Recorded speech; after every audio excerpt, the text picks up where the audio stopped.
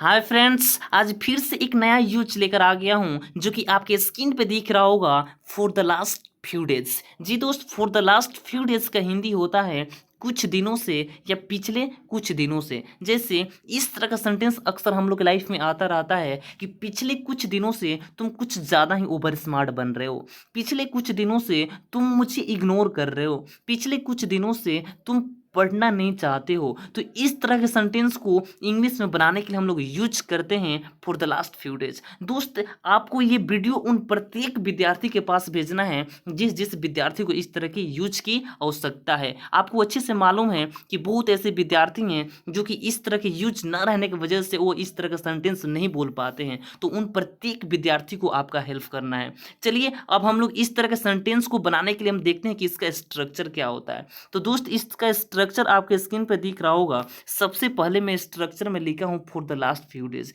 Yes दोस्त, सबसे पहले आपको यही वर्ड लिखना है for the last few days और उसके बाद आपको एक कंप्लीट सेंटेंस बना देना है। जैसे चलिए इसका हम लोग एग्जाम्पल देखेंगे तो और अच्छा से क्लियर हो जाएगा। तो दोस्त, इसका फर्स्ट एग्जाम्पल है कि कुछ दिनों से तुम मुझे इग्नोर कर रहे हो। तो कुछ दिनों से सबसे पहले आप लिखिए कि for the last few days. Yes दोस्त, for the last few days और उसके बाद तुम मुझे इग्नोर कर रहे हो। तो सबसे पहले मुझे को रोक दो यहाँ पे और लिखो कि तुम इग्नोर कर रहे हो। तो यू आर इग्नोरिंग और उसके बाद मुझे क्या लिख दीजिए, मी। तो आपका कंप्लीट सेंटेंस हुआ for the last few days you are ignoring me. बिल्कुल सही सेंटेंस है दोस्त। चलिए इसके साथ हम लोग नेक्स्ट एग्जांपल देखते हैं कि नेक्स्ट एग्जांपल क्या है। तो दोस्त, इसका नेक्स्ट एग्जांपल है कि कुछ दिनों से वो मुझसे नहीं बोल रही है। तो कुछ दिनों से सबसे पहले आप लिखिए for the last few days, उसके बाद वो मुझसे नहीं बोल रही है।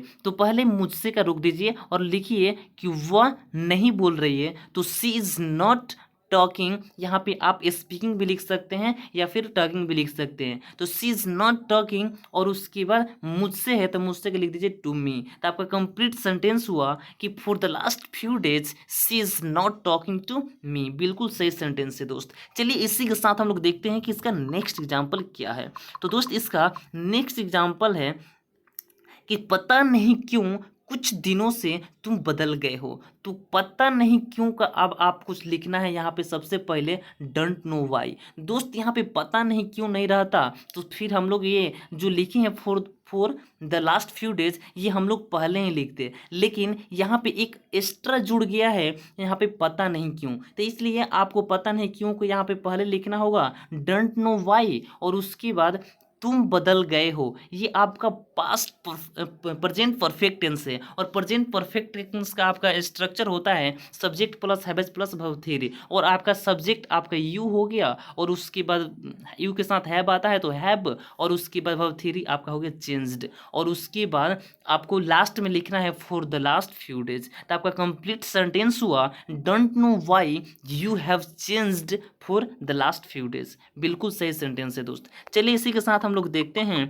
कि इसके नेक्स्ट एग्जाम्पल क्या है। तो दोस्त, इसका नेक्स्ट एग्जाम्पल है कि पिछले कुछ दिनों से वह मुझसे झगड़ा कर रही थी। तो पिछले कुछ दिनों से अब यहाँ पे फिर आप लिखिए सबसे पहले for the last few days. तो सबसे पहले मैं लिख दिया for the last few days और उसके बाद वह झगड़ा कर रही थी। तो वह झगड़ा कर, अभी मुझसे का रोक दीजिए और लिखिए वह झगड़ा कर रही थी।